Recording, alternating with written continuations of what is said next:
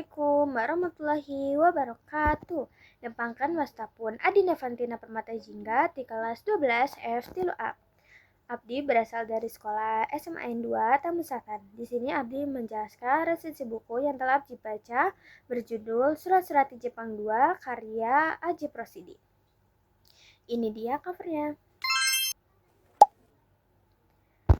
Aji Prosidi salah satu tokoh dalam dunia sastra Indonesia dan Sunda. Lahir di Jatiwangi, Cirebon, Jawa Barat pada 31 Januari 1938. Aji Prosidi telah menunjukkan bakatnya sejak usia muda. Selain dikenal sebagai penulis, ia juga aktif sebagai pengarang, penerbit, dan ahli bahasa.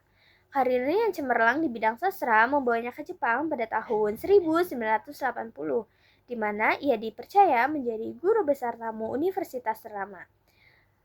Aji Prosidi tidak hanya meninggalkan jejak yang mendalam di dunia kesastraan, tetapi juga berkontribusi besar dalam memperkenalkan budaya dan bahasa Indonesia secara internasional.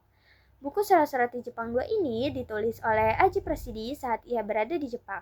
Surat-surat tersebut menggambarkan kesibukannya mulai dari mengajar, belajar bahasa Jepang, hingga mengurus berbagai keperluan keluarga. Surat tersebut juga menggambarkan Aji Prosidi yang menjaga kehidupan bahasa dan sastra Sunda meski harus menyesuaikan diri di Jepang. Aji Prosidi menunjukkan dedikasi untuk mempertahankan warisan sastra dan budaya Sunda saat berada di negara lain. Kita jadi bisa belajar dari Aji Prosidi bahwa harus melestarikan budaya walaupun sedang di luar negara. Dalam Surat-Surat di Jepang 2 ini menunjukkan sikap keakraban, saling menghargai, dan kekeluargaan yang sangat kuat antara Aji Prosidi dengan para sahabatnya.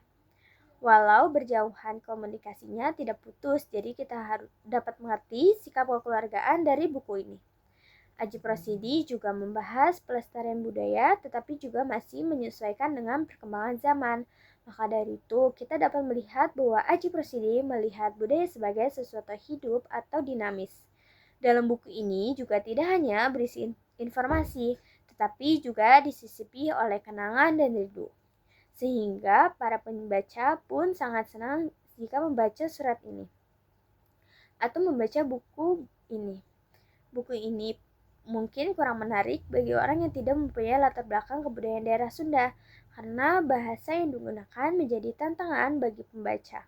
Meski hal ini bukan kelemahan untuk pembaca yang menguasai Sunda, tetapi kadang terasa kurang terstruktur bagi yang belum memahami konteksnya. Namun, kelebihan buku ini jauh melampaui keterbatasannya. Ia menjadi bukti nyata bahwa aktivitas intelektual dan kecintaan terhadap budaya lokal tetap bisa dilakukan dengan produktif, bahkan dari luar negeri.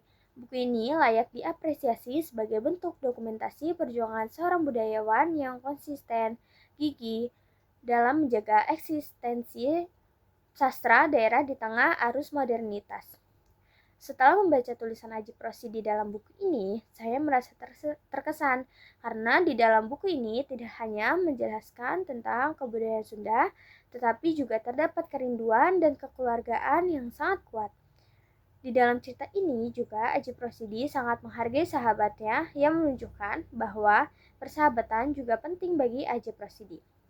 Selain itu, surat-surat ini juga berbagi pengalaman yang dimana ia menceritakan tentang suasana sastra dan budaya di Jepang, dimana kita jadi merasakan pengalamannya secara langsung.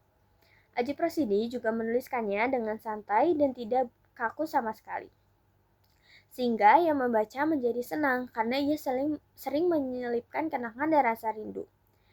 Dengan adanya buku ini, pesan-pesan yang ingin disampaikan Aji Prosidi terutama mengenai pelestarian budaya dan bahasa Sunda dapat mudah diterima karena dalam buku ini tidak hanya menjelaskan tentang kebudayaan Sunda dan sastra, tetapi juga terdapat humor, kekeluargaan, kerinduan, dan sikap saling menghargai antara Aji Prosidi dan sahabatnya.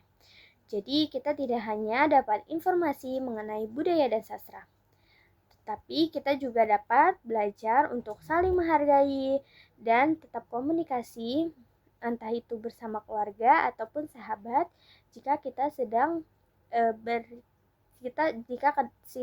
berjauhan.